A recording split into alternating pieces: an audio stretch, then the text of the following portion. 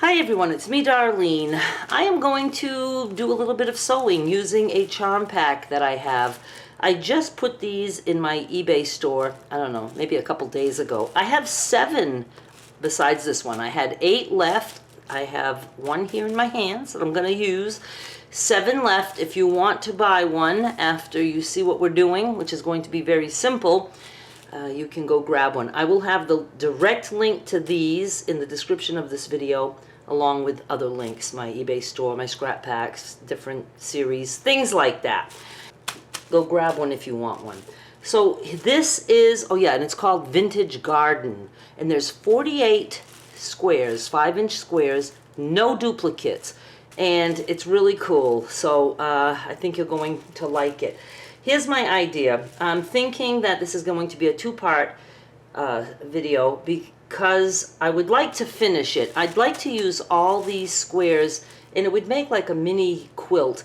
It'll give you enough to like look at, and if you wanted to make a bigger quilt, well then you'd have to have probably like 4 packs of these, or it'll just give you an idea how many 5-inch squares you can buy on your own. Don't count on getting 4 of these because they might sell out quick. All right, we're just going to get started with this. I'm going to open this, and I didn't put too much thought into this, but I have a feeling it's going to work. So I'm going to, I know some of them are like on the darker side and some are on the lighter side. I'm not going to like sift through them and make sure that there's a light that's going to go with the dark. I'm not going to do that. You can if you want, if you get this exact pack. But what I'm going to do is just pick 4, and maybe I can pick, you know, something from dark, something from light. I don't know. I'm just going to pick 4, and I'm going to stack them one on top of the other. Okay, and I'm going to be cutting in half. So there's 1, 2, 3, just randomly doing this. Do I have a nice mix of colors?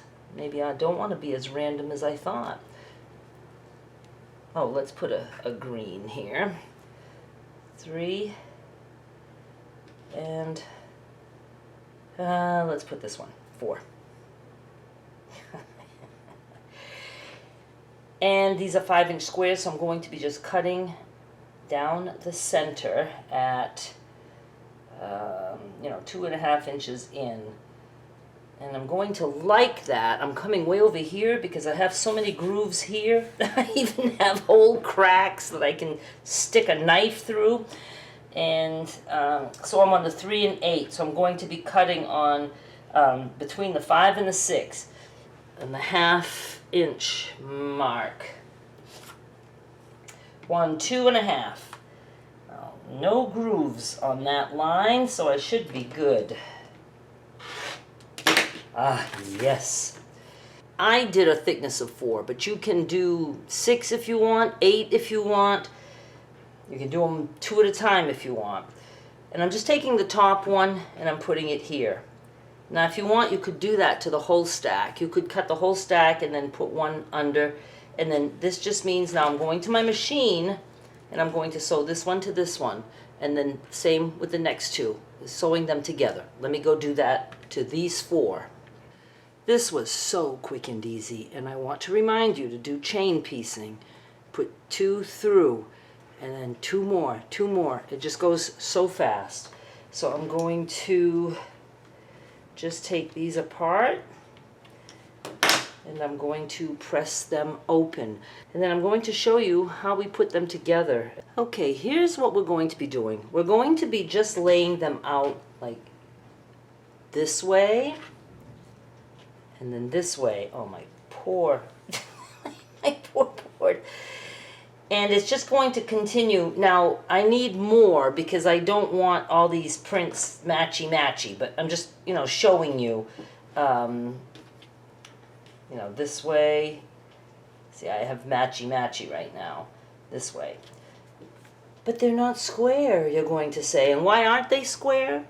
You just, cut them. They were all, 5 by 2.5. So Why aren't they still square?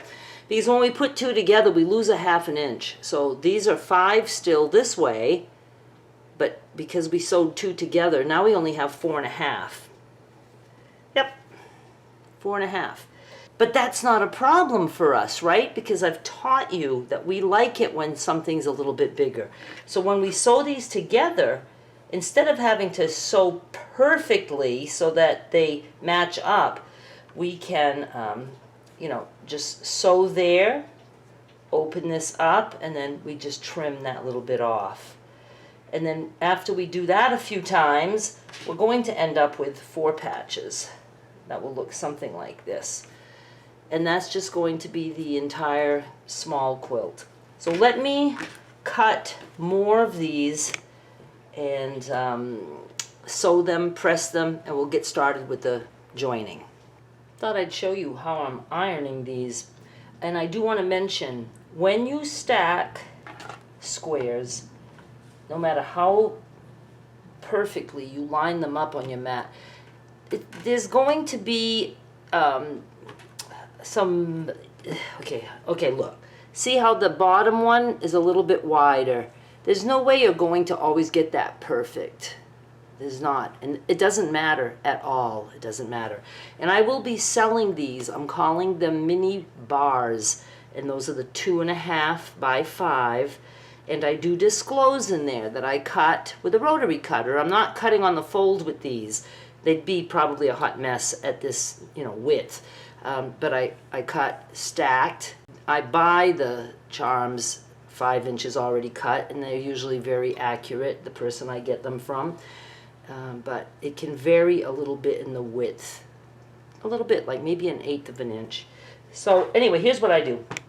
I have this piece of 100% cotton batting, like 4 layers. I could cover that, but I just never got around to it. I just lay it down. I don't care, you know, what print goes where, and I leave it there for a second while I open the next one. And then I lay that down, and I leave it there. And it gives me time to open this one, and I leave that one there. This is like really easy.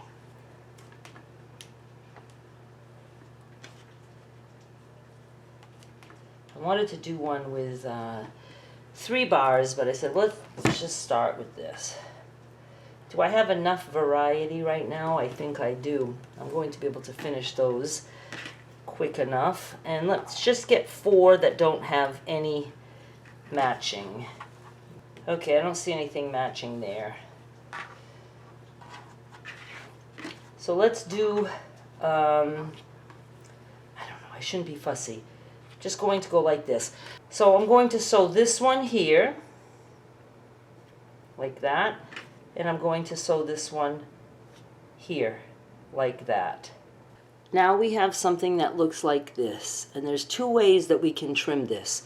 You can lay this down on your mat and just follow, just follow the edges. You have the piece that's sticking out on the bottom.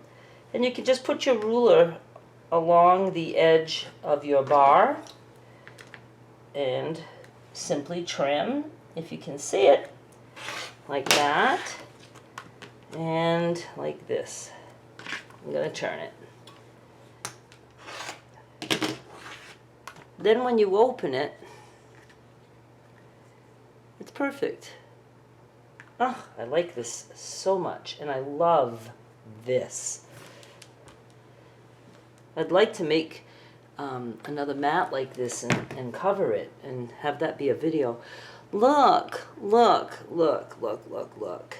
Now, I'm promising you, if we would have taken just 2 pieces like this and trim one down first to 4.5 to match the 4.5, I promise you it would not look even like this.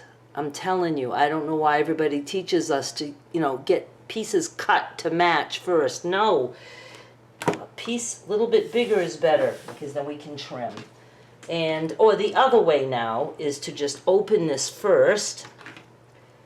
And when I open this, I would open it like this piece on top, because there's no seam on this piece. There's a seam here, so just makes it a little bit easier. And if you want, you can just press to set, open, and press. And then you can just lay this down. Put this bar on a line, and then just put it like this, and trim. Now these I would absolutely trim. I'm going to just take my, I don't know, I feel better if I do it this way. I like to have my trimmings to my right. I would not stack these to trim. I would just trim them all one at a time. Well, let's just go ahead and complete the little 4-patch now, right? Okay, oh my God, I've done something like this before and I forgot. I like it. We are not going to have matching intersections unless you specifically want that. Because this is more narrow and this is still longer, you could take a 1/4 of an inch or whatever it entails to have the intersections match. Okay, this is, if the intersections match, then you have, you know, it's like a 1/2 inch. It's a 1/2 inch on each side. Don't do that unless you really want this little, you know, intersection thing happening. Do this. We're doing that.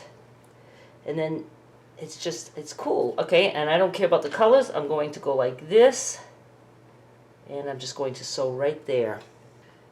And let's press that open. Again, if you want, you can set it and then open. Oh my goodness.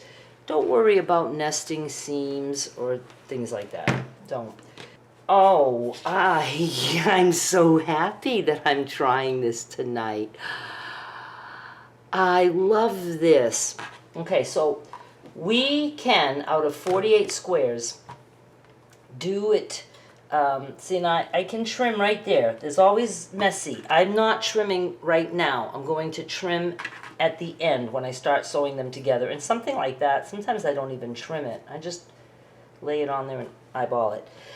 I believe we're making 12 blocks. I'm going to put them 12 of these.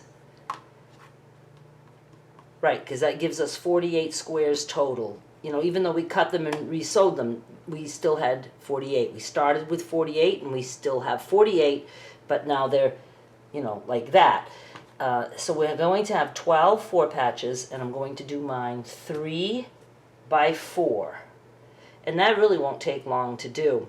But what I think I might do is just stop now, finish making all my blocks, and then I'll be ready for the next video to put a piece of batting or whatever I'm going to do, back it, whatever, and it'll go on eBay as a little like pet blanket or something like that, or you can do with it whatever you want if you happen to win it. All right, so you can get started now if you want. If you have some 5-inch squares and you want to do this, I just want to see if when I trim these, if I wanted to.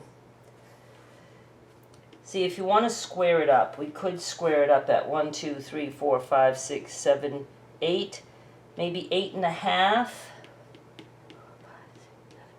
Yeah, should be able to get 8.5. Maybe if your seam allowances are too big, 8.25 or even 8. I think it's going to be cute. I'm going to finish all of these as soon as I edit and get this video up. And I'll be so anxious to see how it looks. I think it's going to be awesome. Really awesome. Thank you so much for watching. Please subscribe, and I will be back with part 2, which will be the final part, as soon as I can. Bye.